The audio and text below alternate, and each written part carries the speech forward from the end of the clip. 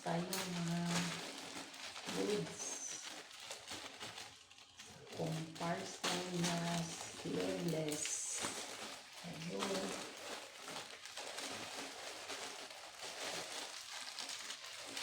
Nag-order ako ng mga sleeveless na goods. Ang pangbahay. 4 pieces. 1, 2, 3 pieces only. 4. Ayan, 4 pieces. So, ito yun.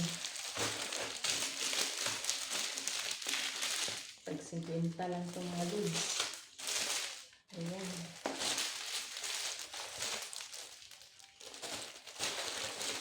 Okay, saan ko ito?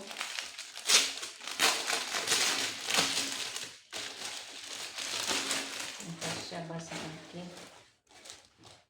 Ayan. Kasya pala. Malaki po sa akin. Yan.